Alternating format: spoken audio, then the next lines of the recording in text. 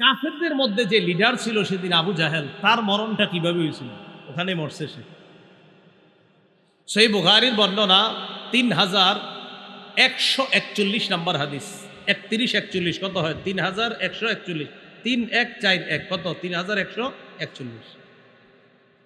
এই হাদিসের মধ্যে আছে আব্দুর রহমান ইবনে আউফ রাদিয়াল্লাহু তাআলা আনহুর বর্ণনা। তিনি বলেন, বাইনামা আনা ওয়াকিফুন ইয়াউমা বাদরিন ফিস সাফ ফাইদা আনা বিগুলামাইন মিনাল আনসার হাদিসাতিন আসনানুহুমা।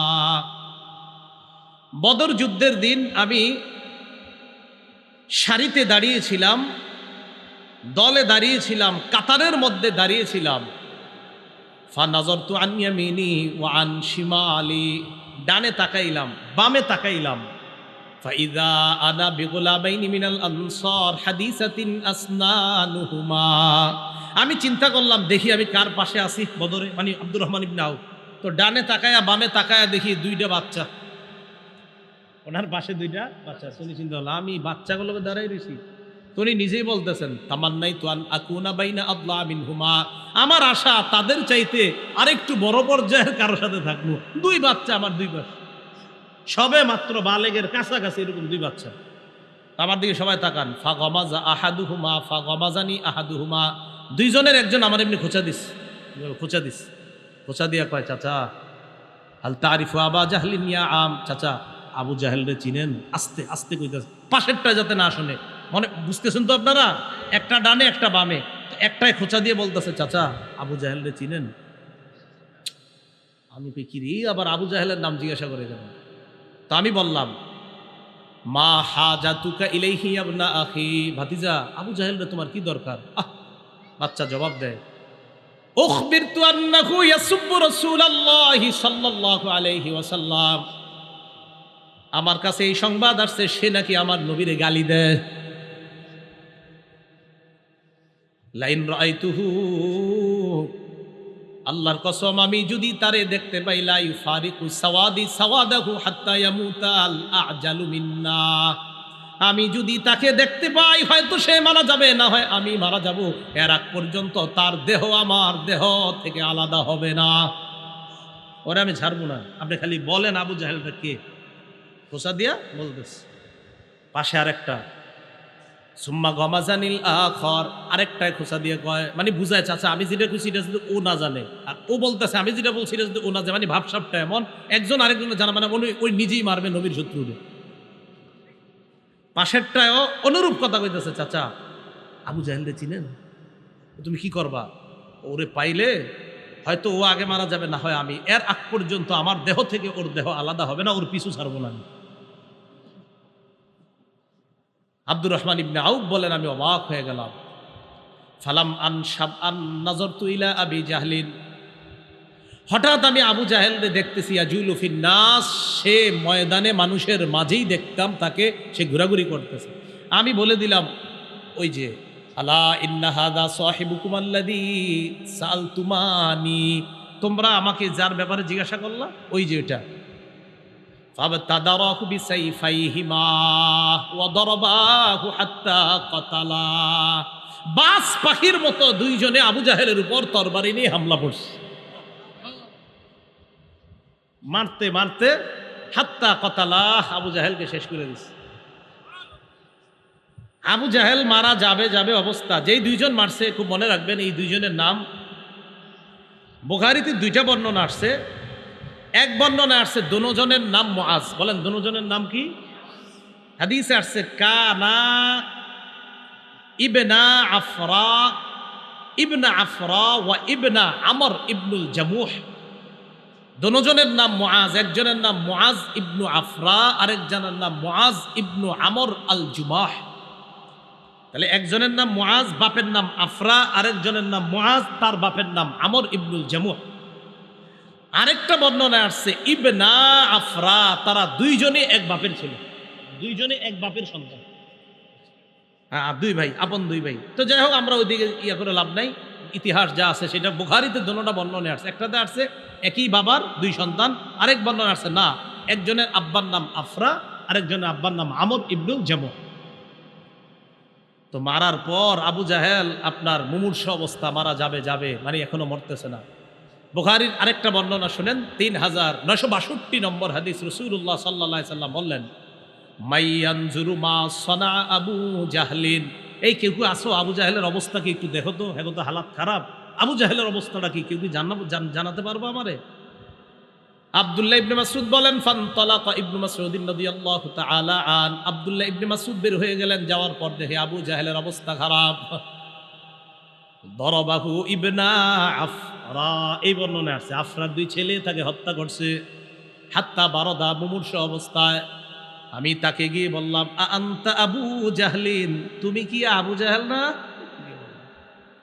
মরার সময় অহংকার কিমনে দেহেন দেখায়, মরার সময় কয় হ্যাঁ হাল ফাওকা রাজুলিন কাতালতুমু, একটা মানুষই তো মারছো, এতে আর তুমি এত কি বীরত্ব, মরার সময় করতেছে। এটা আরেকটা অনুবাদ হইতে পারে, একজন ব্যক্তি যারে তোমরা মারছো এর চাইতে কি বড় কোনো নেতা আছে বলো, একজন নেতারে মারছো, এটা তো তোমাদের গর্ব করা দরকার, মরার সময়ও এগুলা বলতে বলতে মরতেছে। একজন নেতারে মারছো, এতে আর কি, তোমরা একজন নেতারে মারছো, গর্ব করে বলতে পারবা আমাকে মারাটাও তোমাদের গর্ব, মানে মরণের সময়ও অহংকার করে করে বলতেছে।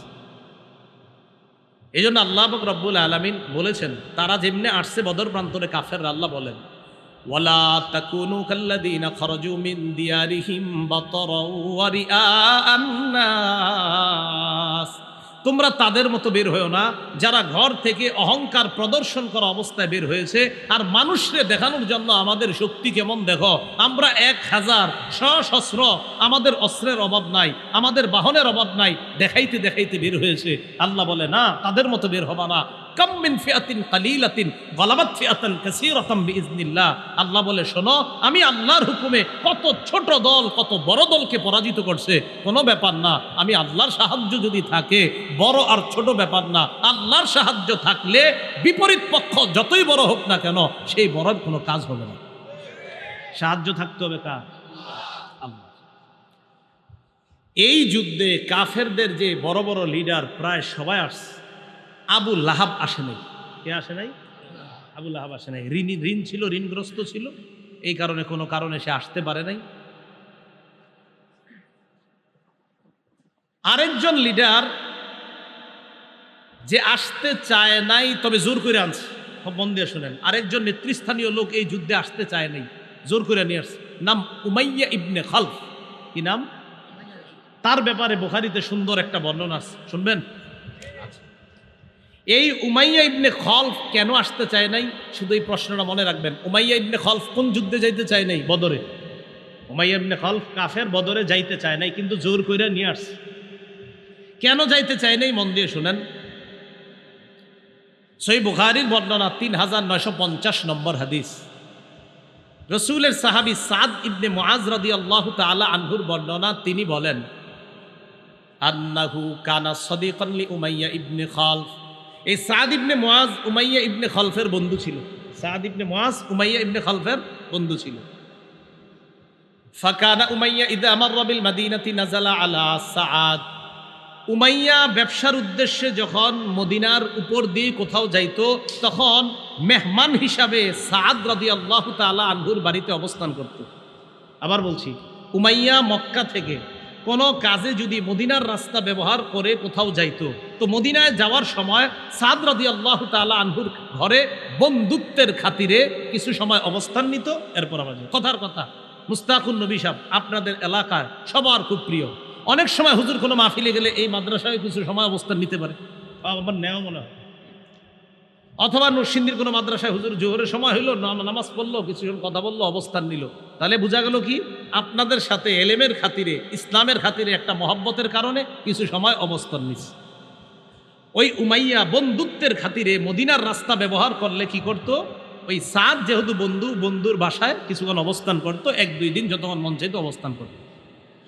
আবার উল্টা, ওয়াকানা সাআদুন ইযা মাররা বিমাক্কাহ নাযালা আলা উমাইয়া ইবনে খালফ, হযরত সাদ যখন মক্কায় কোনো কাজে যাইতেন, তখন উমাইয়ার বাড়িতে বন্ধুত্বের খাতিরে অবস্থান করতেন। কথাটা বুঝে আসছে? ফালাম্মা কাদিমা রাসূলুল্লাহি সাল্লাল্লাহু আলাইহি ওয়াসাল্লাম আল মাদিনা ইনতালাকা সাআদুন মু'তামিরা, খারাজা সাআদুন মু'তামিরা, নবীজি মদিনায় আসার পর একবার হযরত সাদ রাদিয়াল্লাহু তাআলা উমরা হজ করার উদ্দেশ্যে রওনা করছে মক্কায়। আলেম ছাড়া অন্যরা বলেন, বুঝে থাকলে বলেন তো, হযরত সাদ মক্কায় গেলে বন্ধুত্বের খাতিরে কার বাসায় অবস্থান করে? উমাইয়া। বলেন সবাই, কার বাসায়?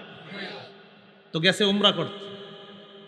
উমরা করতে যাওয়ার পর বন্ধুরে বলছে, উমাইয়া উনজুরলি সাআতা খালওয়াতিন লাআল্লি আন আতুফা বিল বাইত, তুমি আমার জন্য এমন একটা সময় নির্ধারণ করবা যেই সময় কাবার আশেপাশে কোনো মানুষ থাকবে না, আমি যেন একা একা সুন্দরভাবে তওয়াফ করতে পারি, এমন একটা সময় তুমি আমারে ঘর থেকে বের করে তওয়াফ করার ব্যবস্থা করে দিও। কথাটা বুঝে আসছিনি? আচ্ছা। দুপুরের সময় ফাখরাজা বিহি উমাইয়া করিবাম মিন নিসফিন নাহার, উমাইয়া হযরত সাদকে নিয়ে দুপুরের সময় যখন মানুষ সাধারণত রৌদ্রের কারণে, গরমের কারণে বাহিরে আসে না, ওই সময় হযরত সাদ ইবনে মুআজকে নিয়ে বন্ধু উমাইয়া বের হলো উমরা করার জন্য। এতটুকু বুঝছেন নি আপনারা? না বুঝলে কিন্তু সামনে বলবো না, বুঝছেন? আচ্ছা। বের হওয়ার পর ফালাকিয়াহুমা আবু জাহলিন, দুইজনে তওয়াফ করতেছে, আবু জাহেলের সাথে সাক্ষাৎ। একজন কাফের তওয়াফ করতেছে, আরেকজন হলো মুসলমান। কাফেররাও তওয়াফ করতো, ওরা তো উলঙ্গ হয়েও তওয়াফ করতো, নাউজুবিল্লাহ। আবু জাহেল যখন দেখা করছে, এবার আপনারা বলেন তো, আবু জাহেল যেই দুইজনের সাথে সাক্ষাৎ করছে, এই দুইজনের মধ্যে মুসলমান কয়জন? আবু জাহেল কয়, মান হাদা মা কাইয়া আবা সফওয়ান। উমাইয়া ইবনে খালফের উপনাম আবু সফওয়ান। ও আবু সফওয়ান, তোমার সাথে এটা কি? উমাইয়া ইবনে খালফ জবাব দেয়, হাদা সাআদ, আমার বন্ধু সাআদ। আবু জাহেল বলল, সাআদ ওয়াল্লাহি লাউলা আন্নাকা মা আবি সফওয়ান মা রাজাতা ইলা আহলিকা সালিমা। সাআদ ইবনে মুআজকে আবু জাহেল কয়, সাআদ, তুমি যদি তোমার বন্ধু উমাইয়া ইবনে খালফের সাথে এখানে না থাকতা, তুমি নিরাপদে মদিনায় যেতে পারতা না, আমি তোমারে নিরাপদে যাইতে দিতাম না। নাউজুবিল্লাহ। মুসলমান, আমি তোমারে নিরাপদে মদিনায় ফিরতে দিতাম না। হযরত সাআদ তো মুসলমান, মুসলমান কোনো বেঈমানকে ভয় করে না। সাথে সাথে জবাব দিয়ে দিচ্ছে। فقال له سعد ورفع صوته عليه, হযরত সাদ আবু জাহেলের চেয়ে আরো জোরে আওয়াজে জবাব দিচ্ছে, এই তুমি কারে হুমকি দাও? কারে হুমকি দিলা তুমি? একজন মুসলমান পুরা কাফেরদের এলাকায় দাঁড়ায় কথা বলতেছে, তুমি কারে হুমকি দিলা? শোনো, মন দিয়া শোনো। ওয়াল্লাহি লা ইন মানাতানি হাদা, আমারে আজকে বাধা দিবা, দাও, সমস্যা নাই। ওয়াল্লাহি লা আমনা আন্নাকা মা হু আশাদ্দু আলাইকা মিনহু তরিকাকা আলাল মাদিনা, মনে রাখো, ব্যবসায়ী কাজে মদিনার রাস্তাটা যখন ব্যবহার করো, তখন আমিও কিন্তু ছাড়বো না। মদিনার রাস্তা দিয়ে যাইবা, একটারেও ছাড়বো না, সবগুলা বিপদে পড়বা। তোমগো তো খাওন দাওন সব মদিনার রাস্তা দিয়ে, ওই যাইবা, একটা বলো সবাই তুমি। আবু জাহেলের যখন নাকি এইভাবে রাগ হইয়া কথা কইছে, তো উমাইয়া আবার দেখছে একজন লিডারের সাদ এইভাবে কথা কয়। আবু জাহেল তো লিডার। তো উমাইয়া ইবনে খালফ বন্ধু সাদকে বলতেছে, সাদ লা তারফা সাউতাকা আলা আবিল হাকাম সাইয়্যিদি আহলিল ওয়াদি। আবু জাহেলের নাম আবুল হাকাম। আর কি কয়, তুমি এইভাবে আবুল হাকামকে এইভাবে আওয়াজ উঁচু করে কথা বইল না, সে একজন নেতা মানুষ। সাদ রাদিয়াল্লাহু তাআলা আনহু বললেন, উমাইয়া তুমি আমার বন্ধু, তাহলে একটু কথা শোনো। আল্লাহ, আল্লাহর কসম, সামিআতু রাসূলুল্লাহি সাল্লাল্লাহু আলাইহি ওয়াসাল্লাম ইয়াকুল, আমি আল্লাহ নবীরে বলতে শুনছি তোমার ব্যাপারে একটা কথা, ইন্নাহুম কাতিলুকা, মুসলমানরা তোমারে হত্যা করবে। বন্ধুরে কয়ে দিস, বন্ধু তোমারে কিন্তু মুসলমান হত্যা করবে, আমি শুনছি, তুমিও সাবধানে থাইকো। এতক্ষণ তো আবু জাহেলকে কইছি জোরে জোরে, তোমারেও কয়ে দিস, তুমিও সাবধানে থাইকো। দেখেন উমাইয়া এই কথা শুনে কয়, কি বললা? হ্যাঁ, আবি মাক্কা, মক্কায় হত্যা করবে আমারে। সাদ ইবনে মুআজ কয়, লা আদরি, আমি জানি না, তবে হত্যা করবে, মনে রেখো। উমাইয়া ইবনে খালফ তাড়াতাড়ি বিবির কাছে গেছে, যাওয়ার পরে কয়, ইয়া উম্মা সফওয়ান, ও বিবি, আলাম তারা মা ক্বালা লি সাদ, আরে দোস্ত সাদ আমারে কি বলছে শুনছো? কি বলছে? আমা ক্বালাত লাক, ক্বালাত আমা ক্বালা লাকা, বিবি বলতেছে কি বলছে? আমারে বলছে নবী নাকি তাদেরকে সংবাদ দিছে, মুহাম্মদ সাল্লাল্লাহু আলাইহি সাল্লাম আখবারহুম, তাদেরকে নাকি সংবাদ দিছে, আন্নাহুম কাতিলি, তারা আমাকে হত্যা করবে। আমি বলছি মক্কায়, তিনি বলছে না, জানি না। বিবিরে বলতেছে, বিবি তুমি শোনো, ওয়াল্লাহি লা আখরুজু মিন মাক্কাতা আবাদা, আল্লাহর কসম আমি মক্কা থেকে আর বের হব না। আশা করি আপনারা বুঝতে পারতেছেন কোন দিকে যাইতেছি, আমি মক্কা থেকে আর বের হব না। উমাইয়া ইবনে খালফ কোথায় মারা গেছে? বদরে উমাইয়া ইবনে খলফ মারা গেছে কোথায়? উমাইয়া ইবনে খলফ কিন্তু যাইতে চায় নাই। তাহলে আপনারা আশা করি বুঝতে পারতেছেন ঘটনাটা কোন দিকে যাচ্ছে। তো উমাইয়া ইবনে খলফ কয়, আল্লাহর কসম আমি মক্কা থেকে বের হব না। কারণ কাফেররাও বিশ্বাস করতো মুহাম্মদ সাল্লাল্লাহু আলাইহি সাল্লাম মুখ দিয়ে কিছু বলা মানেই সত্য কথা। আমি বের হব না। ইতিমধ্যে ফালাম্মা কানা ইয়াউমু বাদরিন, বদরের যুদ্ধের দিন, ইস্তানফার আবু জাহলিন আন্নাস, আবু জাহেল জনগণকে বলতে লাগলো বের হও। ফাকারিহা উমাইয়া ইয়াখরুজা, উমাইয়া বের হতে চায় না, না না আমি বের হব না। ফাতাহু আবু জাহলিন, আবু জাহেল আসার পর কয় উমাইয়া মাতা ইয়ারাকান নাস তাখাল্লাফতা, মানুষ যদি দেখে তুমি একজন লিডার মানুষ, তুমিই যদি না যাও, ওয়া আনতা সাইয়্যিদু আহলিল ওয়াদি, তুমি মক্কা যে সমস্ত নেতা আছে নেতৃস্থানীয়দের একজন, তুমি যদি না দাও, তাখাল্লাফু, তাহলে অনেকেই যাবে না, কারণ তুমি যদি না যাও। ফামা জালা, বারবার ফালাম ইয়াজাল, আবু জাহেল বলতে লাগতেছে বারবার যে চলো চলো চলো চলো চলো। এক পর্যায়ে উমাইয়া কয় ইদ গালাবতানি, তুমি যখন আমাকে বাধ্যই করছো, আল্লাহি লা আশতারিয়ান্না আজওয়াদা বাঈরিন বিমাক্কা, আমি মক্কার সবচেয়ে দামি শক্তিশালী ঘোড়াটা কিনব। কারণ আমার তো সমস্যা আছে। খুব মন দিয়ে বুঝেন। এরপরে কি কয় দেখেন, কিনছে। বিবিরে গিয়ে বলতেছে ইয়া উম্মা সফওয়ান জাহকিজিনি, প্রস্তুত করে দাও তাড়াতাড়ি। কয় কোথায় যাবেন? কয় যুদ্ধে। আপনি না শপথ করলেন মক্কা থেকে বের হবেন না, আপনার বন্ধুর কথা কি ভুলে গেছেন? মা ক্বালা লাকা আকুকাল ইয়াসরিবি, আপনার মদিনার বন্ধুর কথা ভুলে গেছেন? কি বলছে? কয় না ভুলি নাই তো। তাহলে লা উরিদু আন আজুজা ইল্লা বাঈদা, উমাইয়া ইবনে খলফ বলে লা উরিদু আন আজুজা, আমি বেশি দূরে যাব না, কিছু দূর যাইয়া যখন দেখবো সবাই চলে যাবে, আমি তো সবচেয়ে দ্রুতগামী ঘোড়াটা নিয়ে যাইতেছি, এটা নিয়ে আবার ফিরে আসবো, টেনশন করো না। তো উমাইয়া ইবনে খলফ যখন বেরিয়েছে খালি এদিক সেদিক তাকায়, কখন কি হয় না হয়, ওইটার উপরে উঠেও মক্কা থেকে বের হয়েও টেনশন, এই মনে হয় আমি শেষ, এরকম টেনশন। হাদিসে আসছে লা ইয়ানজিলু মানজিলান ইল্লা আকালা বাঈরা, যেখানেই নামে ওট, আপনার ওই বাহনটাকে ওটটাকে আপনার একদম কাছে বাঁধে, একদম কাছে, এটারে কোথাও যাইতে দেয় না, এই দ্রুতগামী বাহনকে কোথাও যাইতে দেয় না, একদম পাশে বসায় রাখে। হাদিসে আসছে ইল্লা আকালা বাঈরা, যেখানেই বসে এখানে এটারে বসায় রাখে, আবার রওনা করে আবার এটার উপরে ওঠে। মানে এটা একটা বাহন যে কেউ কিছু করতে চাইবো দৌড় দিবে। এইভাবে যাইতে যাইতে বদরে চলে গেছে। হাত্তা কতালাহুল্লাহু বিবদরিন, আল্লাহ তাকে তো বদরে যা করার করছে, বদরে মারা গেছে। তো ওই যে বলছিল উমাইয়া তোমার কিন্তু অবস্থা ভালো না, মুসলমানরা তোমাকে হত্যা করে, এটা নবী বলছে, আর নবী যখন বলছে কথা কিন্তু সত্য হবে। বদর প্রান্তে রাসূলুল্লাহ সাল্লাল্লাহু আলাইহি সাল্লাম রাত্রে সাহাবায়ে কেরামের একদল, মুসলিম শরীফের বর্ণনা, গিয়ে এইভাবে দাগ দিয়ে দিয়ে দেখায় দিছে, এখানে আবু জাহেল, এখানে ওমকে, এখানে ওমকে, এখানে ওমকে, এগুলা মারা যাবে। আল্লাহ জানায় দিছে। সাহাবায়ে কেরাম বলেন এই কাফেররা মারা যাওয়ার পর আমরা ওখানে গিয়ে দেখছি নবী যেখানে যেখানে বলেছে ওইখানে ওইখানে ওই কাফের মারা গেছে। সাহায্যটা কার?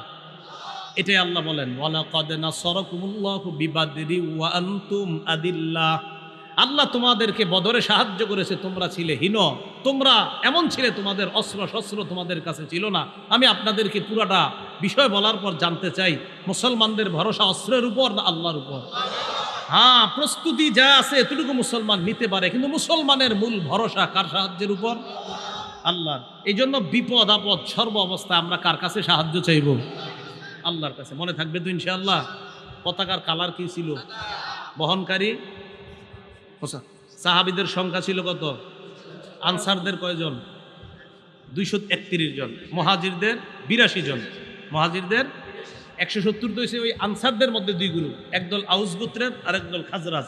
আউস গোত্রের 170, খাজরার গোত্রের 61। এই 170 আর 61 হয় 231। এরা সবাই তো আনসার। মুসলমানদের শাহাদত বরণ করেছে এই যুদ্ধে কয়জন? এর মধ্যে মুহাজির ছিল 6 জন, আনসার ছিল 8 জন। 8 আর 6 কত হয়? 14। কাফেরদের মারা গেছে কয়জন? বন্দী হয়েছে কয়জন? 70 জন। আল্লাহ পাক রব্বুল আলামিন আমাদের সকলকে বদর যুদ্ধের যে ব্যাপারটা আমরা মাথায় রাখবো, যে মুসলমান আগে কখনো আঘাত করে না, মুসলমান কখনো কাউকে আঘাত করে না। হ্যাঁ, মুসলমানদেরকে কেউ আঘাত করতে চাইলে প্রতিরোধ করার চেষ্টা করুন। আপনার রব আপনার জন্য যথেষ্ট, আপনি যথেষ্ট বলেছেন, আমি আবু বকর আপনাকে বলছি ফাইন্নাহু সায়ুনজিজু লাকা মা ওয়াদাকা, আপনার রব যেই ওয়াদা করেছেন অবশ্যই আপনাকে দান করবেন। আপনি যথেষ্ট কান্না করছেন। মুসলমানদের শক্তির নাম দোয়া, মুসলমানদের শক্তি চোখের পানি। আবু বকর সিদ্দিক রাদিয়াল্লাহু তাআলা আনহু বলার পর রাসূলুল্লাহ সাল্লাল্লাহু আলাইহি সাল্লাম দোয়া করতেছে, ফাআনজালাল্লাহ, আল্লাহ আয়াত নাজিল করে দিয়েছে, ইয তাস্তাগীসুনা রাব্বাকুম ফাস্তাজাবা লাকুম, যখন তোমরা দোয়া করছিলে আল্লাহর কাছে সাহায্য চাইছিলে, তোমাদের দোয়া আল্লাহ এই বলে কবুল করলেন, আন্নী মুমিদ্দুকুম বিআলফিম মিনাল মালাইকাতি মুরদিফিন, আমি আল্লাহ তোমাদেরকে পালাক্রমে 1000 ফেরেশতা দিয়ে সাহায্য করব। কাফেরদের সংখ্যা কত? সাহায্য করুক 1000। যদি আরো ব্যাখ্যা আছে। রাসূলুল্লাহ সাল্লাল্লাহু আলাইহি সাল্লাম, এটা মুসলিম শরীফের হাদিস, এখনো শেষ হয় না, এতটুকু রাখেন। 4480 নম্বর হাদিস শোনাচ্ছি, মোট হাদিস সংখ্যা হবে 7553টা, তাকরার সহ হাদিস। নবীজি সাল্লাল্লাহু আলাইহি সাল্লাম রাতে ঘুমাইছে, রাতে একটু ঘুমাইছে। ইবনে হিশামের মধ্যে আসছে, সিরাত ইবনে হিশামের মধ্যে আসছে, ইবনে ইসহাক রহমতুল্লাহি আলাইহির বরাতে সহিহ সনদে, ফানামা রাসূলুল্লাহ সাল্লাল্লাহু আলাইহি ওয়াসাল্লাম ওয়াস্তাইকাযা, নবীজি ঘুমাইছে, ঘুম থেকে জাগ্রত হইছে, হওয়ার পর আবু বকর সিদ্দিক রাদিয়াল্লাহু তাআলা আনহুকে ডাক দিয়ে বললেন, আবশির ইয়া আবা বকরিন, আবু বকর সুসংবাদ গ্রহণ করো, আতাকা নাসরুল্লাহ, আল্লাহর যে সাহায্য আসার কথা, আবু বকর আমি ঘুমে দেখলাম সাহায্য এসে গেছে। এখনো কিন্তু শুরু হয় নাই যুদ্ধ, সাহায্য এসে গেছে। রাসূলুল্লাহ সাল্লাল্লাহু আলাইহি সাল্লাম দোয়া করলেন, আর আল্লাহ বললেন 1000 ফেরেশতা দিয়ে সাহায্য করব।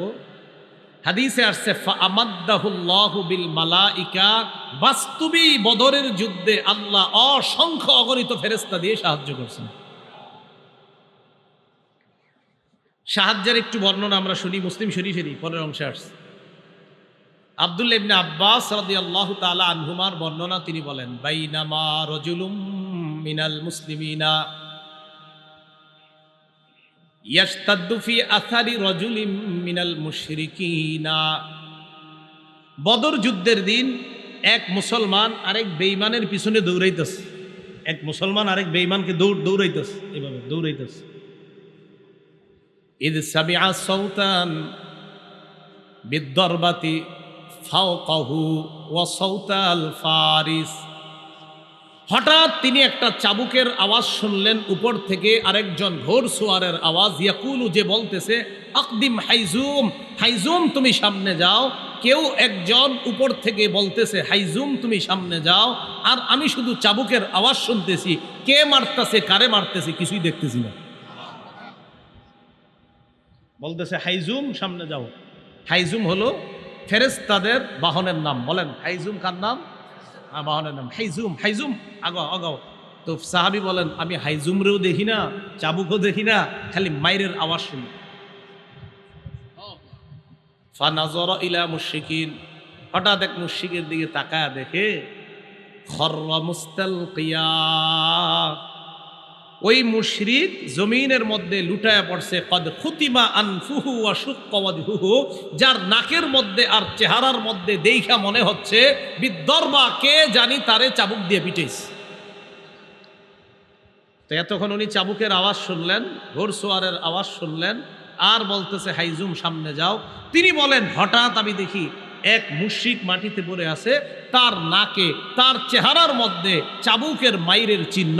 তখন আমি বুঝতে পারলাম, এতক্ষণ যা শুনলাম এখন দেখি মুখে চিহ্ন দেখা যায়। এই ঘটনা জানানোর জন্য দৌড় দিছে নবীজির কাছে। বিসমিল্লাহ। আপনারা একটু মন দিয়ে শুনতে হবে, আমি একটু আস্তে আস্তে বলবো। আজকে আপনার ওই যে 4র্থ ডোজ দিলাম, টিকা টিকা, এই জন্য মোটামুটি একটু অবস্থা ইয়াতে আছে। তো রাসূলুল্লাহ সাল্লাল্লাহু আলাইহি সাল্লামের কাছে বলার জন্য রওনা করছে। ফাহাদ্দাসা বিযালিকা রাসূলুল্লাহ সাল্লাল্লাহু আলাইহি ওয়াসাল্লাম, আনসারি সাহাবী রাসূলুল্লাহ সাল্লাল্লাহু আলাইহি সাল্লামের কাছে গিয়েছে সংবাদটা জানানোর জন্য। নবীজির কাছে সংবাদ দেওয়ার পর আল্লাহ নবী জবাব দিলেন, সাদাকাতা যালিকা মিন মাদাদিস সামাইস সালিসা। তুমি যে কথাটা আমাকে বললা পরিপূর্ণ সত্য কথা, তুমি যা বললা এটা হলো তৃতীয় আসমানের ফেরেশতার সাহায্য, যেই ফেরেশতা দিয়ে আল্লাহ পাক রব্বুল আলামিন বদর প্রান্তরে অসংখ্য অগণিতকে আল্লাহ সাহায্য করেছেন। এটা আল্লাহর সাহায্য, তুমি সত্য কথা বলছো, এটা তৃতীয় আসমানের সাহায্য। আল্লাহ সাহায্য করেছেন ফেরেশতার মাধ্যমে। চাবুকের আওয়াজ এটাও সঠিক শুনছো, মাইরের আওয়াজ ওইটাও সঠিক ছিল, আর হাইজুমের কথা এটাও সঠিক, নাকে মুখে চিহ্ন এটাও সঠিক। বাকি সাহায্যটা ছিল আল্লাহর পক্ষ থেকে আসমানি সাহায্য। বলেন, মুসলমান দোয়া করবে কার কাছে? সাহায্য চাবে কার কাছে? মুসলমান বিশ্বাস রাখবে কার সাহায্যের উপর? তো রাসূলুল্লাহ সাল্লাল্লাহু আলাইহি সাল্লামের দোয়া থেকে আর বর্ণনা থেকে বুঝতে পারলাম বদর যুদ্ধে আল্লাহ সাহায্যের ওয়াদা করেছেন, এমন না, সাহায্যও করেছেন। সাহায্যের ওয়াদাও করেছেন, সাহায্যও করেছেন। 17ই রমজান শুক্রবার দিন বদর প্রান্তরে এক পাশে বেঈমানরা, আরেক পাশে মুসলমানরা। খুব মনোযোগ দিয়ে শোনেন। কাফেরদের পক্ষ থেকে 3 জন মাঠে আসছে। 3 জন। একজনের নাম উতবা, আরেকজনের নাম শাইবা, আরেকজনের নাম ওয়ালিদ। মনে থাকবে নি? আল্লাহ জানেন। উতবা, শাইবা। পতাকার কালার কি? মুসলমানদের। বহনকারীর নাম মুসা, বহনকারীর নাম। খ্রিস্টাব্দ মোতাবেক কয় তারিখে নবীজি বের হয়েছিলেন? 11ই মার্চ। আর কতই রমজান বের হয়েছিলেন? 12ই রমজান। আর যুদ্ধ সংগঠিত হবে কতই রমজান? 17ই রমজান। কাফেরদের মধ্যে 3 জন আসছে, উতবা, শাইবা, ওয়ালিদ। আসার পর দাঁড়ায় রয়েছে। আনসারদের মধ্য থেকে 3 সাহাবী মাঠে গেছে। সুবহানাল্লাহ। 3 জন যাওয়ার পর উতবা, ওই কাফেরদের মধ্যে যে 3 জনের একজন উতবা ডাক দিয়ে বলল, এই তোমরা কারা? আবার তোমরা তো আমাদের শত্রু না। তাদেরকে তো চিনে না। চিনে তো কাদেরকে? মুহাজিরদেরকে চিনবে, কারণ মুহাজিররাই তো তাদের এলাকার। তোমরা আবার কারা? তোমরা তো আমাদের শত্রু না, আর তোমরা নিচু জাত, নাউজুবিল্লাহ। এটা সেটা বইলা করে তোমরা মাঠে কেন? যাও, তোমরা ভাগো। আমরা যাদেরকে শত্রু মনে করি, প্লেয়ার মনে করি, তাদেরকে পাঠাও। এটা উতবার অহংকার সুলভ বক্তব্য। রাসূলুল্লাহ সাল্লাল্লাহু আলাইহি সাল্লামের নির্দেশে, খুব মন দিয়ে শুনবেন, মুসলমানদের মধ্যে, মুহাজিরদের মধ্যে 3 সাহাবা মাঠে আসলেন। সুবহানাল্লাহ। একজন হযরত আলী রাদিয়াল্লাহু তাআলা, আরেকজন হযরত হামজা, আরেকজন উবাইদা রাদিয়াল্লাহু তাআলা। তাহলে প্রথমে আনসাররা আসছিল, তারা কয় না, তোমরা দরকার নেই, আমাদের গোত্রের যেগুলো আছে সেগুলো পাঠাও। নবীজির নির্দেশে হযরত আলী আসলেন, হযরত হামজা আসলেন, হযরত উবাইদা আসলেন। খুব মন দিয়ে যদি শোনেন কথাগুলো মনে রাখা যাবে। অপর পাশে কাফেরের একজনের নাম উতবা, এই পাশে এক সাহাবীর নাম উবাইদা। উবাইদা, উতবা, যদি এই 2 অক্ষর মনে রাখেন তো মনে রাখবে। উতবার সাথে লড়াই হয়েছে উবাইদার। হ্যাঁ, উতবার সাথে উবাইদা। উতবার সাথে কার? উবাইদা। এটা সহজে মনে রাখার জন্য। শাইবার সাথে লড়াই হয়েছে হযরত হামজার। আলী রাদিয়াল্লাহু তাআলা আনহুর সাথে লড়াই হয়েছে ওয়ালিদের। আল্লাহর কুদরতে, আল্লাহর মেহেরবানিতে 3 মুসলমানের কাছে 3 জন সশস্ত্র কাফের শোচনীয়ভাবে পরাজয় বরণ করছে। তবে উবাইদা যে উতবা, যে বারবার নামটা মনে করাইলাম, ওই উতবার সাথে যে উবাইদা, এই উবাইদা রাদিয়াল্লাহু তাআলা আনহু উতবাকে জাহান্নামে পাঠিয়েছে ঠিক, কিন্তু উবাইদা রাদিয়াল্লাহু তাআলা আন লড়াইয়ের এক পর্যায়ে পায়ে একটা আঘাত খেয়েছিলেন, পায়ে। ওই আঘাতে হযরত উবাইদা রাদিয়াল্লাহু তাআলা আনহু শাহাদাত বরণ করছেন। ওই আঘাতে আস্তে আস্তে তিনি শাহাদাত বরণ করছেন। কাফেররা চিন্তা করলো, সর্বনাশ, 3 জনের সশস্ত্র বাহিনী পাঠাইলাম, এই যদি হালাত হয়, এইভাবে আর একা একা যাইলে ঠিক হইব না, সবগুলো একসাথে নামি। তো 1000-এর 3 জন গেলে লইল কত? 997। সবগুলা একসাথে মাঠে আসছে। উপায় না দেখে সাহাবায়ে কেরামও মাঠে নামছে। হযরত সাদ রাদিয়াল্লাহু তাআলা আনহুর পরামর্শে রসুল্লাহ সাল্লাল্লাহু আলাইহি সাল্লামের জন্য উঁচু টিলাতে একটা জায়গা বানানো হয়েছে, সেখান থেকে আল্লাহ রসুল পুরা জিহাদের ময়দান পর্যবেক্ষণ করতেছিলেন। মুসলমানদের সাথে তুমুল লড়াই চলতেছে। লড়াই করতে করতে আল্লাহ পাক রব্বুল আলামিন আসমানি সাহায্যের মাধ্যমে মাত্র 14 জন সাহাবী শাহাদাত বরণ করেছেন। আল্লাহ পাক রব্বুল আলামিন বেঈমানদেরকে শোচনীয় পরাজয় বরণ করতে আল্লাহ বাধ্য করে দিলেন। কাফেরদের 70 জন মারা গেছে, 70 জন মুসলমানদের হাতে বন্দী হয়েছে। লড়াই যখন চলতেছে, খুব মন দিয়ে বোঝেন, তো মারা গেল একটা, পুরো জানলাম যে কাফেররা সব শোচনীয় পরাজয় বরণ করেছে, 70 জন নিহত হয়েছে, 70 জন বন্দী হয়েছে। মুসলমানদের মাত্র কয়জন? 14 জন শহীদ হয়েছে। কাফেররা সারেন্ডার করছে।